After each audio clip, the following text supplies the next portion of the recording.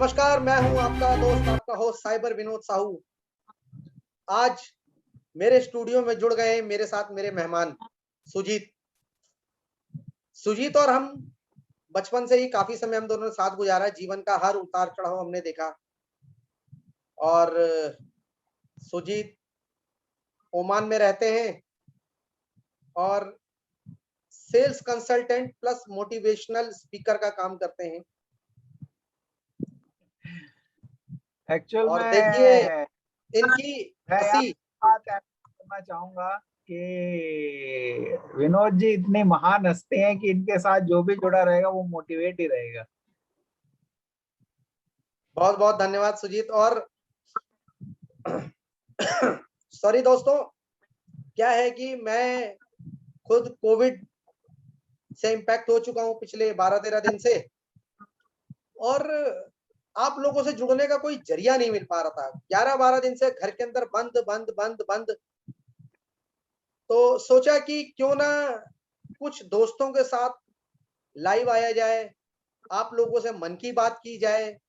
देश में, समाज में, परिस्थिति में जो इतनी नकारात्मकता है उसको कैसे दूर किया जाए। तो मेरे साथ जुड़ गए मेरे दोस्त सुजीत, और बीच बीच में और भी लोग जुड़ते रहेंगे और हमारा ये कार्यक्रम का सिलसिला बना रहेगा, इसी तरह लगातार चलता रहेगा। आप लोगों से उम्मीद है कि आप हमारा चैनल साइबर विनोद साहू जरूर लाइक करेंगे। और यकीन मानिए, जैसे जैसे आप बढ़ते रहेंगे, हमारे साथ जुड़ते रहेंगे, हम भी आगे बढ़ते रहेंगे। और हमारा बढ़ना ये हमारे लिए नहीं है, ये हमारे देश के लिए, समाज के लिए, संस्कृति के लिए रहेगा। इस बात का मैं विश्वास आपको दिलाता हूँ। तबीयत ज्यादा ठीक नहीं है, इसलिए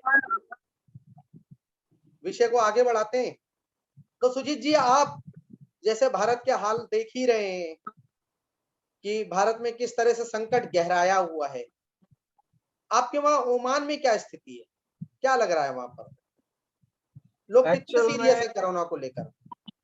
सबसे पहले तो मैं आपको थैंक यू सो मच कहना चाहूंगा विनोद जी कि आपने मुझे अपने मंच पर आमंत्रित किया और मुझे ये अपॉर्चुनिटी दी कि आज मैं लाइव आऊं और आपसे डिस्कस करूं। और जैसा कि आपने कहा मोटिवेशनल स्पीकर, तो ये तो आपने बहुत बड़ा नाम दे दिया मुझे। मैं तो एक साधारण सा आदमी हूँ और आपका मित्र हूँ। तो thank you so much for inviting me this मंच। अच्छा, अब बात करते हैं कि क्या स्थिति है कोरोना की all over the India and Oman, जैसा आप बता रहे हो। तो ये स्थिति हर जगह जो है सेम ही है। सब जगह जो है बहुत सारे केसेस आ रहे हैं। और मैं तो यही कहूंगा कि अपना घर पे रहें, सुरक्षित रहें, डिस्टेंस मेंटेन करें और मास्क लगाएं और हाथ धोएं। जो भी आपको हो सकता है वो करें। सवाल है, एक सवाल है। सवाल ये है कि भारत के अंदर एक ट्रेंड बन गया है। वो ट्रेंड क्या बन गया है कि कुछ भी हो दोषी सरकार, कुछ भी हो दोषी सिस्टम। मैं मानता हूं कि सरकारें दोषी हैं, सिस्टम दोषी है। एक आम आदमी, जैसे कि मेरे खुद के जीजा जी एडमिट हैं और हम रात को 2:30-3 बजे तक ऑक्सीजन के लिए हाथ पैर मारते रहे, हॉस्पिटल में एडमिट के लिए, एडमिशन के लिए हाथ पैर मारते रहे। तो भारत के अंदर एक ट्रेंड है कि कुछ भी हो गया, सरकार दोषी, सिस्टम दोषी, नेता दोषी, अफसर दोषी। लेकिन कहीं ना कहीं मुझे ये लगता है कि शायद ये अपना पल्लू झाड़ने वाली जो स्थिति, जो मनोस्थिति भारत के अंदर, भारत के लोगों में पनप गई है, वो बहुत खतरनाक है। इस विषय में ओमान में क्या दिखता है आपको? क्या वहां पर भी लोग सरकार को, राजा को, वहां के आपके सुल्तान को गाली देते रहते हैं? और मैं एक्चुअल इसी में समय मैं आपको धन्यवाद देना चाहूंगा कि हमारे बीच में हमारे मित्र विजय जायसवाल जी आईटी कंसल्टेंट हैं, बहुत समय से मेरे साथ जुड़े हुए हैं, पिछले 18 सालों से। और ये भी हमेशा समाज के बारे में बड़े चिंतित रहते हैं। तो आके भी अपने विषय पर आते हैं। भैया बहुत बहुत धन्यवाद आपका नमस्कार हमारे मित्रों, स्टूडियो में। धन्यवाद विनोद जी मुझे इस फोरम में ज्वाइन करवाने के लिए। धन्यवाद मित्रों। तो सुजीत, आप बताएं, क्या ओमान में भी लोग इसी तरह वहां के राजा को, वहां के सुल्तान को गाली बकते रहते हैं, कोसते रहते हैं, या अपनी ड्यूटी को भी मानना शुरू करते हैं? भाई यहाँ तो सब बहुत अच्छा है, और कोई इस तरीके से किसी तरीके से बात नहीं करता है। इवन गवर्नमेंट को लेकर कोई डिस्कशन नहीं होता है, ना ही कोई उनके टॉपिक्स को कोई भी, मान लीजिए कोई लॉ होता है तो सभी लोग उसको फॉलो करते हैं। तो ऐसा कुछ नहीं है यहाँ पर, और सब बहुत पीसफुली और सब बहुत अच्छा चल रहा है। मतलब आप ये कहना चाहते हैं कि ये भारत की लोगों की मानसिकता बन गई है कि हमेशा कुछ भी मिले उठा के सिस्टम और सरकार को कोसना शुरू करना, ना कि अपनी अपनी अपनी जो ड्यूटीज हैं, अपने जो कर्तव्य हैं उनको मानना। मैं देखता हूँ यहाँ पर सड़कों पर लोगों को मास्क पहनने के लिए डंडे मारने पड़ते हैं। तो क्या दुबई, ओमान जैसी जगह जहां पर आप रह रहे हैं, पिछले सालों से, इतने सालों से रह रहे हैं, वहां पर भी किसी को डंडा मारना पड़ रहा है क्या मास्क पहनने के लिए? ये बड़ी हंसी वाली बात है, लेकिन आ रही है हंसी, क्या कर सकते हैं कि मास्क पहनने के लिए डंडा मारना है। यहाँ पर मैं ये कहना चाहूंगा कि कोई भी लॉ जो है अप्लाई करने के लिए मतलब कुछ फियर होना जरूरी है। सुजीत, आपकी वीडियो चली गई। हाँ ठीक है। एक्चुअल में मैं माफी चाहूंगा, एक्चुअल में जो मोबाइल की बैटरी थोड़ी लो हो गई है। तो मैं ये कह रहा था कि चार्जिंग पे लगा लो। हाँ, चार्जिंग पे लगा लेते हैं। तो मैं ये कह रहा था कि जो स्थिति है वो ओवरऑल सेम ही है हर जगह, सभी वरीड हैं और सभी परेशान हैं। और किसी भी लॉ को अगर आप अप्लाई करते हैं और उसको रूल में लाते हैं, तो अब जैसे कि यहाँ पर तो फाइन सिस्टम है, तो जैसे फाइन लगा दिया जाता है और डंडा डंडा पड़ता है मारना। तगड़ा वाला। डंडा मारने से अच्छा ये फाइन जो लगा देते हैं, अब मान लीजिए 10,000 रुपये फाइन लगा दिया तो बंदा दोबारा कभी गलती नहीं करेगा। यहाँ तो इंडिया में फाइन लगता है तो लोग उसके लिए धरना कर देते हैं। जब रेड लाइट क्रॉस करने के लिए 5,000 का चालान लगाया गया तो लोग सड़कों पे उतर के आ गए कि हम खाएंगे क्या? अगर रेड लाइट ब्रेक हो गई तो हम खाएंगे क्या? मतलब लोग अपने आप को इसलिए नहीं सुधारेंगे कि हम रेड लाइट ब्रेक ना करें। वो कहेंगे भाई रेड लाइट तो ब्रेक होगी क्योंकि मानव है तो गलती होगी, लेकिन खाएंगे क्या? तो वहां पर खाने का सवाल नहीं आया है कभी ये कि लोग कहें कि खाएंगे क्या? 10,000 रुपए चालान ले लेगी सरकार। कि मैं नॉट इवन ओमान, मैं ऑल ओवर द वर्ल्ड, जो जैसे यूरोपियन कंट्रीज हैं या अमेरिकन कंट्रीज हैं, मैं देख रहा था, मैं मतलब यूट्यूब वगैरह पे और वीडियोस में कि किसी भी लॉ को अप्लाई करने के लिए फियर का होना बहुत जरूरी है। और इंडिया में इस चीज की कमी थोड़ी सी दिखाई देती है कि लोग जो है कानून का मजाक उड़ाते हैं, कानून को हाथ में लेते हैं, क्योंकि वो जो डर है वो नहीं है लोगों में। और इसी कारण से लोग जो है मास्क, कुछ लोग मास्क लगाते हैं, कुछ लोग नहीं लगाते हैं, और कुछ लोग जैसे डंडे का सहारा आपने बताया लेते हैं। तो उसका कारण यही है कि उन्हें डर नहीं है इस चीज का। उनको मालूम है कि जो है अगर हम बाहर जाएंगे तो अपना रेफरेंस निकाल लेंगे, अपने रिलेटिव को जो अच्छी पोजीशन पे होगा उसे फोन कर लेंगे और जो है सॉर्टेड आउट हो जाएंगे, पुलिस वाले कुछ नहीं कर सकते। तो ऐसा लोगों का मानना है राजनीति का। तो लोग जो है फियरलेस काम करते हैं, और जो अच्छे पावरफुल लोग हैं अगर वो इसको फॉलो करें, इसको अप्लाई करें ढंग से, इसको सुधारने की कोशिश करें, तो I think definitely we can get some better results. Vijay Jaiswal ji, आपसे पूछना चाहूंगा कि आखिर जैसे दूसरे देशों में, जैसे सुजीत ने बताया कि ओमान में फाइन का डर है, यानी कि एक आदमी की पूरी तनख्वाह चली जाती है। मैं रहा हूं ओमान में, सुजीत के साथ रहा, घूमा। तो क्योंकि हिंदुस्तानी फितरत है सुजीत जी की भी, तो जब ये मुझे एयरपोर्ट पर छोड़ने आए थे तो इन्होंने कहा 5 मिनट की बात है, विनोद को ड्रॉप करके चले जाएंगे, 5 रियाल का पार्किंग कौन ले इतनी देर के लिए। तो वो जो भाई साहब ओमान ओमान की जो पुलिस थी वो 62 रियाल इनके पास चिपका के चली गई थी। ओह और जबकि इंडिया के लिए जो मेरी टिकट थी वो 31 रियाल की थी, 31 रियाल। Oh my God. तो ये भुगता इन्होंने। तो आपको क्या लगता है इससे कि क्या भारत में बहुत ज्यादा फाइन लगाया जाता है तो मैं देखता हूँ लोग सड़कों पे मरने शुरू हो जाते हैं, मतलब लेट जाते हैं, धरने प्रदर्शन कर सकते हैं, हम खाएं क्या। तो यहाँ क्या करे सरकार, कैसे डर पैदा हो आ, लोगों में कानून के। सबसे पहले तो मैं आपको बहुत बहुत धन्यवाद करना चाहूंगा विनोद जी, ये एक नाइस इनिशिएटिव के लिए जो आपने लिया। And thanks to meet your friend mister Sujit. बहुत बढ़िया लगा आपके विषय में जान के और सुन के कि आपने अपने दोस्त को ड्रॉप करने के लिए 62 रियाल लिए। 62 riyal. So it really shows your infatuation. So it's really nice. अच्छा लगा कि ये जो भारतीयता है और ये जो हमारा प्यार और मोहब्बत है एक दूसरे के साथ, ये वाकई में बहुत ही रिलक्टेंट है और बहुत ही अच्छी चीज है। हम जानते हैं कि किस चीजों को कितनी प्रायोरिटी देनी चाहिए। हमें पता था कि आपको ये पता था कि बस 5 मिनट का काम है, विनोद को यूं बाहर ड्रॉप करना अच्छा नहीं लगेगा, उसको गेट तक छोड़ के जाएंगे तो उसको शायद ज्यादा अच्छा लगेगा, राइट।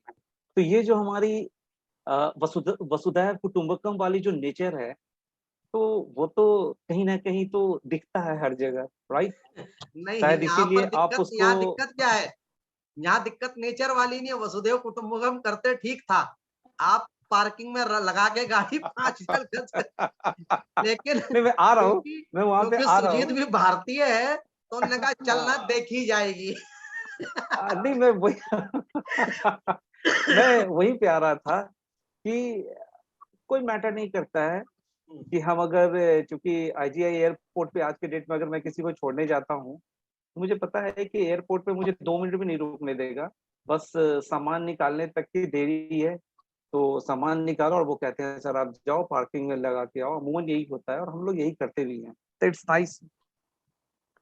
रही बात जहां तक सख्ती की कि इम्पोज होना चाहिए, नो डाउट, मेरा स्ट्रॉन्ग कन्विक्शन है इस मामले में कि यस रियली एडमिनिस्ट्रेशन और शासन जो है वो सख्ती की ही चीज है। वो सख्ती के साथ पालन होना चाहिए, वो किसी के साथ भी। उसके लिए जो हमारे यहाँ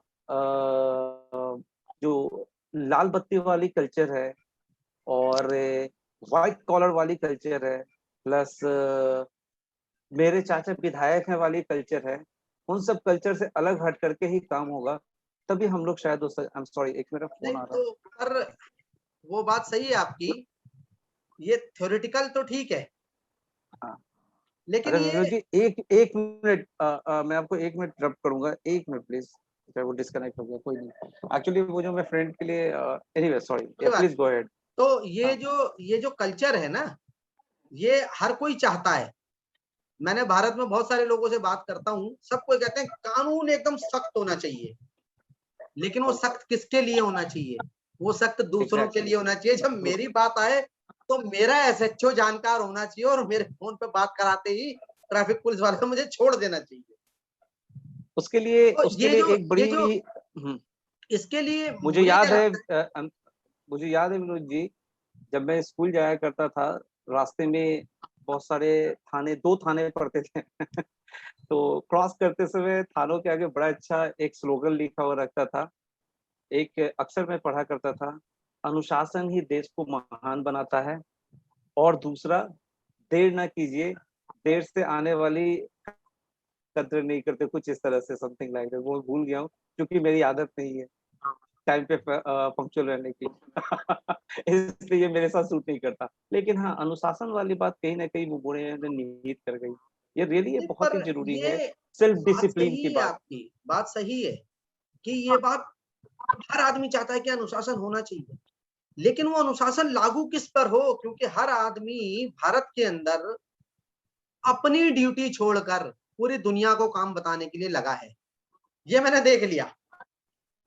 सर एक चीज राहुल है ना, द्रविड़, आपने जो क्वेश्चन अभी करी, बस मैं इसी पे आ रहा हूँ हाँ, कि शुरुआत कहीं ना कहीं से तो श्री गणेश करना ही होगा। और नहीं, ऐसा नहीं है कि लोग करते नहीं है। इंडिया में बहुत ही अच्छे लोग हैं, बहुत से लोग हैं जो स्वयं चक्कर क्या है अनुशासित कि हैं। आप देखते होंगे रेड लाइट पे कई रंग रूट आते हैं, वो सीधे रेड लाइट क्रॉस कर जाते हैं। कई लोग बिल्कुल रिलीजियसली उसको नहीं, फॉलो बात करते हैं। वो नहीं है। शायद उनमें से एक लॉ मैं भी जो हूँ। है, कानून जो है, कानून किसी की इच्छा पर डिपेंड नहीं होना चाहिए कि उसने माना तो ठीक है, नहीं माना तो निकल लिया। सुजीत जी करेक्ट कीजिएगा। एक्चुअल में मैं यहाँ ये कानून कहना चाहूँ, एनफोर्सेबल होना चाहिए। कानून कानून तो इन्फोर्सेबल है। कहाँ का नहीं है। कानून इन्फोर्सेबल नहीं है? यू आर कानून सपोज टू चार्ज। तो हम आपको एक सपोज है कि आपको चार्ज किया ही जाएगा। आपको जिस सपोज है कि एक बार आपको कुछ चालान कुछ कर दिया कुछ तो आपको पेमेंट सुजीत करना ही करना है। सुजीत जी कुछ कह रहे हैं, कुछ कह रहे हैं, बताइए बताइए। मैं ये कह रहा था विनोद जी, जायसवाल साहब, सॉरी माफ कीजिएगा, थोड़ा मैं इंटरप्ट प्लीज किया। Please please go a, ahead. ये कह रहा था कि जिस सोसाइटी में हम रहते हैं तो उसको अच्छे से चलाने के लिए कुछ रूल एंड रेगुलेशन तो होने जरूरी है। क्योंकि अगर रूल नहीं होंगे तो फिर हर आदमी, मैं यहाँ एग्जांपल देता हूँ, जैसे कि ट्रैफिक लाइट्स, अगर ट्रैफिक लाइट्स नहीं होंगी तो हर आदमी उसको क्रॉस करके आगे चला जाएगा, तो जो ट्रैफिक जैम है वो तो होना ही होना है। इसी तरह सोसाइटी को स्मूथ चलाने के लिए, अब जैसे विनोद जी बात कर रहे हैं इंडिया की कि भाई वहाँ रूल लागू ही नहीं हो रहा, लोग दूसरों पर थोप रहे हैं बातों को, दूसरे से रूल अप्लाई कराना चाहते हैं। तो आई एग्री ऑन दैट कि लोग जो है खुद फॉलो नहीं कर रहे हैं उस चीज को, और वो ये चाहते हैं कि दूसरा आदमी फॉलो करे। और जैसा आपने बताया जायसवाल साहब की मतलब लोग अपने रेफरेंस और जानकार जो पावरफुल लोग हैं उनकी हेल्प लेकर और वो जो है रूल को नहीं फॉलो करते हैं। अच्छा अब तो सॉरी, आप कंटिन्यू कीजिए अपनी बात। तो अगर सोसाइटी को ठीक ढंग से चलाना है, या देश तो बहुत बड़े लेवल की बात हो गई, अगर हम एक छोटे से डिस्ट्रिक्ट की बात करें और वहां पर अगर ठीक ढंग से काम करना है तो एक अच्छा कानून पास होना और उसे लागू करना और सभी को फॉलो करना, तभी इस पर जो है एक मैं अच्छा जो है मैं का आपकी निर्माण। मैं एक बात कहना चाहूंगा कि भारत के अंदर लिखित कानून की कोई कमी नहीं है। हमारा संविधान भी दुनिया के संविधान से सबसे बड़ा संविधान हमारा ही है। लेकिन वो जो लिखित है वो लिखित कागजों में बंद है, किताबों में बंद है। उसको इम्प्लीमेंट कराने के लिए कोई एक आधा अफसर या एक आधा सिस्टम में कोई नागरिक आता है, कोई ऑफिसर आता है, तो बेचारे का कुछ दिन बाद सस्पेंड करके ट्रांसफर कर दिया जाता है। तो अब बात यह है कि समाज में यह हैबिट डेवलप कैसे हो, क्योंकि मैं भी जब कई सारे देशों में घूमकर आया, मैं आपके साथ ओमान में भी रहा, दुबई में भी रहा और भी काफी कंट्रीज में रहा, तो मैंने देखा कि वहां के लोगों की हैबिट में है, आदत में है। तो यहाँ वो आदत कब आ पाएगी? मतलब क्या सच में डंडा ही चले? डंडा मतलब मेरा डंडा का मतलब ये जरूरी नहीं कि डंडा लेके पिटाई, डंडे का मतलब दंड भी है, फाइन भी है। तो क्या सच में यहाँ फाइन ही लगे इतना तगड़ा तभी हम काबू आएंगे? एक तरफ हम कहते हैं कि हम विश्व के सबसे महान प्राणी, हम विश्व की सबसे प्राचीनतम सभ्यता, हम विश्व को ज्ञान देने वाले, इसमें कोई डाउट नहीं है। मैं मानता हूं कि भारत की सभ्यता विश्व की सबसे प्राचीनतम सभ्यता है। जब पूरी दुनिया नहीं जानती थी तब भी हमारे यहाँ लोग जानते थे कि कैसे जीवन को जीना है। लेकिन हम इतने असभ्य हो कैसे गए? पॉइंट ये है, पॉइंट ये है कि कब तक हम सरकारों को दोष देते रहेंगे कि कोरोना महामारी मोदी ने नहीं किया, केजरीवाल ने नहीं किया, इसने नहीं किया, उसने नहीं किया। कब तक हम सिस्टम को दोष देते रहेंगे कि डॉक्टर खराब है, कमिश्नर खराब है, आईपीएस खराब है, आईएएस खराब है? आखिर आखिर देश की जनता कब अपने बारे में समझेगी कि मेरी क्या जिम्मेदारी है? मैंने देखा है कि सड़क पर खड़े हुए लोग सड़कों पे थूक रहे हैं। इस कोरोना काल में लोग सड़कों पर थूक रहे हैं और साथ में गाली दे रहे हैं कि मोदी जी ने ऑक्सीजन नहीं मंगाई थी। मोदी जी ने हॉस्पिटल नहीं बनवाए। मतलब इस बारे में ये कैसे कैसे ठीक हो पाएगी ये चीज, ये बड़ी चिंता है मुझे विनोद इस जी, बात की बड़ी। इसके विषय में मेरा ये मानना है, it's not only about the rule traffic, sorry like कानून का पालन करने, कोई भी चीज आप एक चीज जान लीजिए, देश को महान बनाने की जिम्मेदारी किसकी है? देश के नेता पे नहीं, देश की जनता पे है, राइट। हाँ आज हम जिस भी मोड़ पे खड़े हैं उसके लिए जिम्मेदार सिर्फ नेता नहीं, बट ऑब्वियसली हमारी भागीदारी भी है, हमारे एक एक बंदे की भागीदारी है, तब हम आज इस कंडीशंस पे खड़े हैं। एक तरफ हमने कोरोना को कंट्रोल किया, आज कोरोना के सबसे ज्यादा पेशेंट्स हमारे यहाँ हैं, और ऑब्वियसली हम ही रिस्पॉन्सिबल हैं और कोई नहीं। हम बोलूँ तो मैं, मेरे जैसे जितने भाई बंधु हमारे इंडिया में हैं, सभी लोग रिस्पॉन्सिबल हैं इसको इस मुकाम तक लाने के लिए। मेरा स्ट्रॉन्ग कन्विक्शन है, मैं फिर से यही कहना चाह रहा हूँ, we have to discipline ourself always. हमें अपने आप को डिसिप्लिन बनाना ही पड़ेगा। आप याद करें अपने कक्षा के वो सारे पाठ्यक्रम, जब आपको स्टैंडर्ड 1 में टीचर ने पढ़ाया होगा कि अनुशासन क्या होता है। वो अनुशासन ही है जो हमें आगे जिस भी मुकाम तक हम जाना चाहें, हम अनुशासित होके ही जा सकते हैं। उस अनुशासित को आप चाहे कोई भी वर्ड बोल दें, अगर मैं डिसिप्लिन बोल रहा हूँ, मैं एटिकेट्स बोलूं, मैं व्यवहार बोलूं, मैं आपको प्रैक्टिकल बिहेवियर बोलूं, आप चाहे जिस भी नॉन और संज्ञा या उपनाम आप देना चाहे आप दे सकते हैं, लेकिन हमें सेल्फ डिसिप्लिनरी एक्शन सीखना होगा। आज के डेट में लेकिन आप बाहर जाते हैं तो डर से उस चीज को फॉलो करते हैं। वाई डर? एक आपके अंदर एक जेंटलशिप क्यों नहीं है? ये यही जेंटलशिप है जो आज जापान जापान है और इंडिया इंडिया है। ये वही यही डिसिप्लिन है, जेंटलशिप ये मैंने वही वे ऑफ सिंगापुर में एक्शन है। देखी लोगों के अंदर।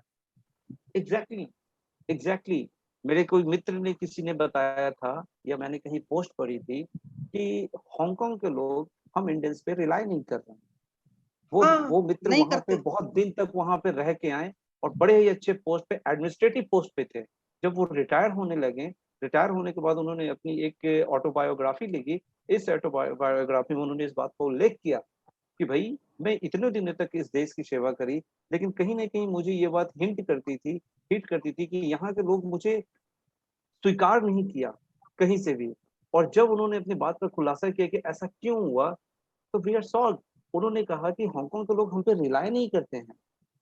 सी, इंडियन, अभी हम ना, आपने विनोद तो जी हमारे बात ये है पुरातन कि देखो सभ्यता और जायसवाल साहब, आपको बीच में रोक रहा हूँ क्योंकि बात लंबी हो रही है, लेकिन बात ये है कि देखो हम सबको पता है प्रॉब्लम कहाँ है, इसका सॉल्यूशन क्या है। मुझे याद है बचपन में जब हमारे स्कूल में टीचर्स पढ़ाते थे तो हमें नैतिक शिक्षा का ज्ञान दिया जाता था।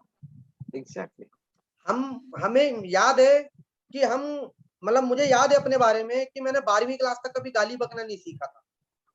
हाँ, सही बात है, मतलब क्योंकि और हमें वो टीचर्स लगता था मिलते, कि ये अगर मुझे याद है कि उस जमाने के सर जी अगर आज भी हमें मिल जाते हैं तो सर जी नमस्ते या सड़क पे देखते ही पैर छूने वाली आदत होती थी। आज मतलब वो जो नैतिक शिक्षा थी जो हमारे समय में थी, मुझे लगता है आज का बच्चा तो उसे भी खो चुका है। तो हम किस दिशा में बढ़ते जा रहे हैं? सुजीत जी मैं वही गलत कहना हो चाह तो रहा हूँ। बताइएगा। बिल्कुल। देखो विनोद जी, यहाँ पर मैं थोड़ा सा ये कहना चाहूंगा आपसे कि कहते हैं कि एक मछली पूरे तालाब को गंदा कर देती है। तो मैं जहाँ एक सोच रखता हूँ, मेरा मानना ये है कि अगर ये 130 करोड़ की आबादी है तो 130 करोड़ लोग जो है गलत नहीं है। कुछ पीपल जो होंगे उसमें तुम्हारी बात ठीक है, पर्सन, 130 करोड़ गलत नहीं है, मान गया। कुछ जो लोग होंगे जो मतलब रूल फॉलो नहीं कर रहे होंगे। इसका मतलब उसकी वजह, उनकी वजह से जो है बाकी जो लोग फॉलो कर रहे हैं, लेट्स से सफर तो सारे 80% लोग, करते हैं ना। एक हम शायद आदमी, उसको आप वो सुनिए मेरी करते बात, आप मेरी बात सुनिए। हैं। नहीं, मैं आपको ये कहना चाहूंगा कि ऐसा नहीं है कि अगर 100 लोगों में से 10 लोग खराब है तो 90 लोग ठीक हो जाएंगे। मैं मानता हूं 90 लोग ठीक हैं, 10 लोग खराब हैं, लेकिन उन 10 लोगों की वजह से 90 लोगों के मन को क्षति पहुंचती है, 90 लोग भी ट्रबल में आते हैं। तो उन हाँ 10 तो लोगों का खामियाजा उन 90 लोग क्यों भुगते हैं? इसमें यही किया जा सकता है कि जो 10% लोग बचे हैं जो लॉ को फॉलो नहीं कर रहे हैं उन पर पेनल्टी की जाए और बाकियों को जो है लिमिट किया जाए, तो आई थिंक कि तो कैसे जो है आइडेंटिफाई करोगे? तो नहीं, ये somehow वही देखिए कानून तो no doubt, I am sorry Sujit ji, मैं इंटरप्ट कर रहा हूँ। आप खुद बताइए कि जैसे मास्क लगाने वाली बात है तो 90% पीपल तो लोग मास्क लगा ही रहे हैं। बाकी जो 10% लोग हैं जो मतलब लड़के हैं, जो दबंग टाइप लोग हैं, जो पावरफुल लोग हैं, वही तो इस सिस्टम को फॉलो नहीं कर रहे हैं। अदरवाइज तो नॉर्मल जो जनता है, अगर आप देखें भीड़ जो है एक, वो सारे रूल फॉलो करती है, वो ईमानदारी से काम करती है, सब चीजें ईमानदारी से करती है।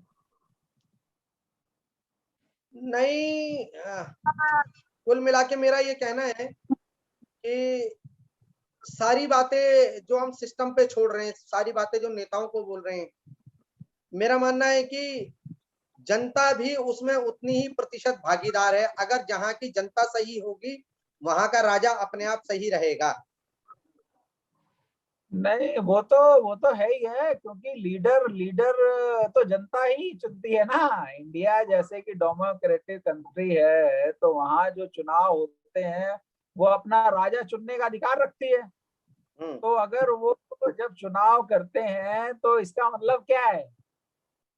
तो वो ऐसा यानी कुछ कि तो नहीं चाहेंगे इस उनका संदर्भ राजा में मुझे, इस संदर्भ में मैं एक बात कहना चाहता हूँ, सुजीत जी, हमें राजा चुनने का अधिकार नहीं है, हमें जो पड़ोसा जाता है उसमें से चूज करने का अधिकार दिया गया है। हम जिसे बनाना चाहें उसे नहीं बना सकते। सिस्टम कुछ ऐसा बना हुआ है। अब हमारे सामने मान लीजिए बैड, बेटर, वर्स, ये पोजीशन है, उसमें से बेस्ट को तो ऑप्शन ही नहीं है। हमें बैड, बेटर और वर्स में से किसी एक को चूज करना पड़ता है। क्या बात कीजिएगा? बात वो नहीं है, नो देखो डाउट बात कि बात, एक मिनट, सिचुएशन ही यही है। आप बात को दूसरी तरफ ले जा रहे हैं। बात ये है कि क्या जनता अपनी अपनी ईमानदारी से काम कर रही है?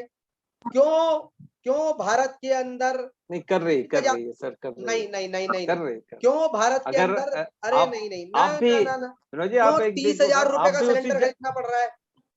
आप भी जनता आज हो मैं ना। सीटी स्कैन, एक आज मैं मिनट, सीटी स्कैन करा कर आपके आया। पास अगर सुनिए अगर मेरी आपके बात पास सुनिए। सिलेंडर होता तो आप कितने बेचते हैं? चलो, जायसवाल जी, बात सुनिए। जब ये महामारी फैली है तो इस समय मनुष्य को मनुष्य के काम आना चाहिए, नहीं आना चाहिए। मैं रियल डायग्नोस्टिक, दिलशाद गार्डन में रियल डायग्नोस्टिक है, मैं उनके पास गया। एक अमूमन रेट होता है 2,500 रुपए से 3,500 रुपए के बीच आपका सीटी स्कैन हो जाता है, ठीक है। वहां पर 7,000 रुपए से 10,000 रुपए का रेट है। क्या वो जनता का पार्ट नहीं है? क्यों कर रहे हैं बेमानी? आप डिस्काउंट नहीं दे सकते, मत दो। आप कम से कम दुगने पैसे तो मत वसूलो। कोई भी मेडिकल स्टोर जो आम समय पर 10% का डिस्काउंट देता था, आज भाई साहब 10% का डिस्काउंट है, 10% इंक्रीमेंट करके लेता है। क्यों ले रहे हो भाई? तो आप लेंगे ना। देखो, आपको हर चीज पर एक्स्ट्रा पैसा देना पड़ रहा है। वो सरकार नहीं ले रही वो पैसा, वो पैसा कौन ले रहा है? जनता ही ले रही है, एक दूसरे को लूट रही है। एम्बुलेंस वाला 10-10 हजार रुपए ले रहा है, ये सच्चाई है। सर क्यों ले रहा है? क्योंकि वो मजबूरी का क्यों ले फायदा रहा है? उठा रहा है, पेंडेमिक का फायदा उठा रहा है। क्योंकि और मजबूरी वाला वही वही ऑप्शन देखो। एम्बुलेंस वाला नरेंद्र मोदी को, अरविंद केजरीवाल को और सरकारों को गालियां बकेगा कि सरकार कुछ नहीं कर रही। अरे भाई, सरकार नहीं कर रही, लेकिन तू क्या कर रहा है? क्यों सुजीत जी? यहाँ पे जो सिटी स्कैन ऑक्सीजन सिलेंडर के लोग बात कर रहे हैं, आपको पता होगा विनोद जी, आपके सामने ही, या अपने जो कृष्णा मार्केट में वो जो आनंदपुर धाम है, भैया वो वहां पे, चैरिटेबल ट्रस्ट है। हाँ, चैरिटेबल को मत जोड़ो इस तरह से। तो बहुत सारे लोग दान कर रहे हैं, मैं भी कर रहा हूँ, तुम भी कर रहे हो, सभी कर रहे हैं। It does not charitable. जहां पर वो भी जनता ही इंडिविजुअली है। मैं अपनी कितनी ड्यूटी निभा रहा हूँ, मैं उसकी बात कर सकता हूँ। मैं तो उसी की सुजीत बात जी, कर रहा हूँ। आपने देखा आप होगा अभी आनंदपुर सिलेंडर धाम की वाले बात मत फर्म में। करो। वो एक चैरिटेबल ट्रस्ट है, वो लोगों से चंदा मांग के लोगों की हेल्प कर रहे हैं। कर रहे सॉरी। हैं ना, लोग लेकिन अपने अनुसार। नहीं नहीं नहीं नहीं नहीं नहीं, यहाँ पर उन लोगों की बात आ रही है। आनंदपुर धाम में जितने कार्यकर्ता काम कर रहे हैं वो कभी मोदी को या केजरीवाल को या किसी नेता को गाली बकने नहीं जा रहे, वो अपना काम कर रहे हैं। असल में जो Exactly. लोग, जो केमिस्ट है, जो डबल रेट पे दवाइयां बेच रहा है, जो ऑक्सीजन सिलेंडर वाला ब्लैक कर रहा है, वो कमा भी रहा है और गाली भी बक रहा है। उसे किसी की दर्द से, किसी की मौत से, किसी की पीड़ा से, किसी के परिवार से कोई सहानुभूति नहीं है। मैंने अपने घर पर अपना RT-PCR कराया 21 तारीख को। वो लड़का कहता है भाई साहब इस साल सीजन बन गया, 6 महीने और चल जाए तो कुछ काम करने की जरूरत नहीं है। मैं उसका नाम डिस्क्लोज नहीं कर सकता पब्लिक उसमें। उस व्यक्ति का कहना ये है कि 6 महीने काम इसी तरह और चल जाए, उसके बाद अपना ही धंधा खोल लूंगा, जरूरत ही नहीं है नौकरी करने की। वो बहुत क्या अच्छा करता था है, वो बंदा, सैंपल बड़ा कलेक्ट शरीफ करता है। बंदा था हैं? वो बंदा, बहुत शरीफ बंदा था और अपनी बात उसने आपको बड़े ही ईमानदारी से रखी। नहीं ईमानदारी आप से नहीं, जाइए आज, अरे आप वो मेरा, एक बार मेरी बात सुन ले, वो मेरा आप जानकार एक था बार, इसलिए बोल गया मुझसे। मैं तभी कह रहा हूँ, आप ये अमेजन और फ्लिपकार्ट पे जाके देखिए, लोग आज के डेट में क्या है, सरकार ने ऑक्सीजन कॉन्सेंट्रेटर पे इंपोर्ट ड्यूटी हटा दी, लोगों ने धंधा शुरू कर दिया, लोग बिना इंपोर्ट ड्यूटी कॉन्सेंट्रेटर ला रहे हैं, अमेजन और फ्लिपकार्ट पे बेच रहे हैं। ठीक, लोगों ये की यहाँ पर ये भी चीज है ना कि जो आपदा अलग को अलग अवसर में बदल दिया। अब बताओ, अब बताओ अलग इसमें लोग सरकारों को और सिस्टम को कब तक आप गाली दोगे? सोचिए कोई तो ये है बस ड्राइवर है, तो कोई रिक्शा चला रहा है, तो कोई इंपोर्ट ये आपका ये जो आपने बताया ये कर रहा है। अब आप देखिए जिसका अर्थी का काम है तो वो तो यही कहता होगा यार बिजनेस यार बहुत अच्छा चल रहा है। सुनो सुजीत जी, ये पैकेज, रॉन्ग सर है। पैकेज मिल रहे हैं आप 3600, 5100, 3600 के पैकेज को 7000 में बेच रहे हैं। आप अर्थी का काम सुनिए, है तो आप गुंजाइश नहीं कर सकते, आप लोगों के हेल्प नहीं कर सकते, तो कम से कम लूटो तो मत। विनोद जी वहां पे भी मैं बता रहा हूँ, निगम बोध घाट पे मैं गया था, 7000 में दे रहे हैं, 3600 वाला माल भाई 7000 वही में मैं दे कह रहे रहा हैं। हूँ। और वही लोग फिर समाज, फिर सरकारों को गाली बक रहे हैं कि भाई सरकार ने ऐसी तैसी कर दी, मोदी जी नीचे। देखो मेरी मैं बताऊं सोसाइटी में, मेरी सोसाइटी में एक व्यक्ति ने मुझे ग्रुप से निकाल दिया, पूछो क्यों? वो सरकार भाई के साहब बारे में फिर हैं, आप उनके फ्रेम में फिट ना आ रहे होंगे। जो भी लोग बातें कर रहे हैं, जो भी ये बोलते हैं मोदी जी ने गलत किया, मोदी जी ने गलत किया, तो वो सिस्टम को जानते ही नहीं है। वो फिर जो हमारे यही देश का जो संविधान है, जो जिस हिसाब से काम करता है, उनको काम के बारे में पता ही नहीं है। क्योंकि मोदी जी अकेले कोई एग्जैक्टली यही बात है। नहीं लेते, लोगों पूरी को टीम है। अपना काम नहीं पता, लेकिन सबका काम पता है। लोकसभा पता नहीं कितनी सभाएं उसमें होती हैं, कोई भी रूल पारित करना कोई इंडिविजुअल आदमी का काम है ही नहीं। वही मैं कह रहा हूँ, लोगों को अपना काम नहीं पता भारत के अंदर, बाकी सबका काम पता है। उन्हें तो पता है कि धोनी को क्रिकेट खेलना सिखाएंगे, मोदी को राजनीति सिखाएंगे, अपना काम नहीं करेंगे। कि चलाते रिक्शा हैं और बातें सलमान खान को ब्लेम कर देते हैं। मतलब उस देश की हालत क्या होगी, सोचो उस देश की हालत क्या होगी जहां पर शिक्षक की ड्यूटी इस काम में लगी। बच्चे आदमी के पास खाने मैं को रोटी नहीं मैं है, वो मोदी जी को ब्लेम करने के लिए सोचो रेडी हैं। सोचो मोदी जी ने ऐसा उस देश के लोगों की हालत क्या है कि जहां पर शिक्षक को काम दिया गया कि आप लोग अगर मास्क नहीं पहनेंगे तो उनका चालान कटवाइए, तो शिक्षक ने जेब में रखी चवन्नी और कहा जा बेटा जा। ये शिक्षक का हाल है, ये टीचर्स का हाल है इस देश में। मैं सभी टीचर्स को नहीं कह रहा हूं, मैं डिस्कशन मैं लोग हैं। अग्रवाल साहब आप क्या कहना चाहेंगे कि कुछ लोग हैं, अगर 100% सभी लोग होते तो फिर हम भी उसमें इंक्लूड हो मैं जाएंगे। वही कह रहा हूं, मैं किसी के परसेंटेज तो मेरे समझ से विनोद जी हम जो ब्लेम कर रहे हैं किसी भी सिस्टम को या तंत्र को या पॉलिटिक्स को या लोगों को, वो एक परसेंटेज वाइज ही कर सकते हैं। क्योंकि अगर 100% होता तो फिर आप और हम ये इस मंच पर तो मैं किसी को ब्लेम नहीं, मैं पूरे समाज को ब्लेम नहीं कर रहा हूं, लेकिन मैं ये सोच रहा हूं, मैं ये चिंतित हूं कि ये जो समाज है ये कैसे सुधरेगा? आखिर क्या ऐसी चीज की जाए जिससे इसमें सुधार आए? इसका सिंपल सोल्यूशन है सर, वेरी सिंपल सोल्यूशन, सोच बदलो देश बदलो। अब सोच बदलो बदलेंगे, देश युग बदलो से बदलेगा। बदले बदले लोगों ने क्या कर दिया, सोच से तो शौचालय, जहां सोच वहीं शौचालय। अब देखा होगा आपने। तो अब इसमें इसमें यही तो मैं कह रहा हूं, अभी मैंने फिर वही बात मैं यहाँ रिपीट करना चाहूंगा कि सोच बदलो देश बदलो। नहीं, अब कितना समय सोच चाहिए उस काम के लिए? उस सोच काम के होता लिए है, तो बहुत समय चाहिए ना। जो उत्साह है। सर विचारधारा और समाज में परिवर्तन के लिए नो डाउट की समय लगता है, ठीक है। जिस तरह की कुंठित समाज हम बन चुके हैं, जिस तरह की विचारधाराएं यहाँ प्रफुल्लित हो चुकी हैं, उनको समाप्त करने में तो बट ऑब्वियस समय लगेगा। समाज को बदला नहीं जा सकता। नहीं, समाज को ही बदलना पड़ेगा। जो विकसित देश है उन्होंने अपने समाज को ही बदला है, तभी आज वो विकसित हुए हैं। समाज को बदला है। आज अगर आप को चेंज कर लेंगे, हर आदमी ये सोचने लगे कि नहीं ये मेरा कर्तव्य है, ये मेरा मेरा फोर्सफुली, एक्चुअल में क्या होता है जब कोई लॉ अप्लाई होता है तो उनको लगता है कि यार ये हम पर थोप दिया गया है। अगर उस वक्त सोच बदल के ये सोचने लगे कि जी ये मेरा कर्तव्य है और ये मुझे करना है, तो फिर मैं समझता हूँ कि बहुत जल्द ही जो है परिवर्तन आएगा। मेरा मेरा मानना आपसे थोड़ा सा अलग है। इसी इन बस अब मैं थोड़ा ही समय लूंगा इस डिबेट को खत्म करने के लिए। हम जरूर कल फिर दोबारा मिलेंगे, इन मंचों पे मिलते रहेंगे और भी अपने अपने मित्रों को बुलाते रहेंगे। और इस डिबेट को देखने वाले सभी यूजर्स से मेरा कहना है कि मेरा चैनल है साइबर विनोद साहब, इसको सब्सक्राइब करें। सुजीत जी भी अपने चैनल पे डालेंगे, वहां से सभी लोग एक दूसरे को सब्सक्राइब करें, शेयर करें।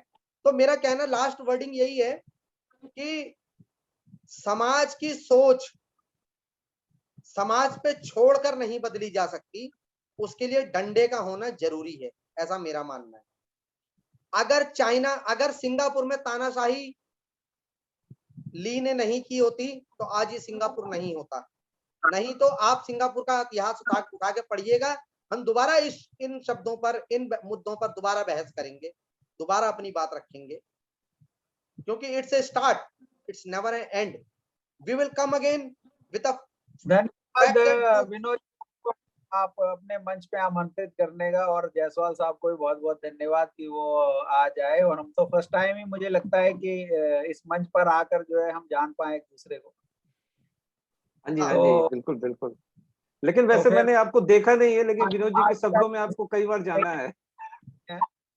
चलो और तो ठीक है, आज ये डिबेट को फिलहाल खत्म करते हैं। मैं इस रिकॉर्डिंग को स्टॉप करता हूँ, बाकी हम अपनी बात कर सकते हैं।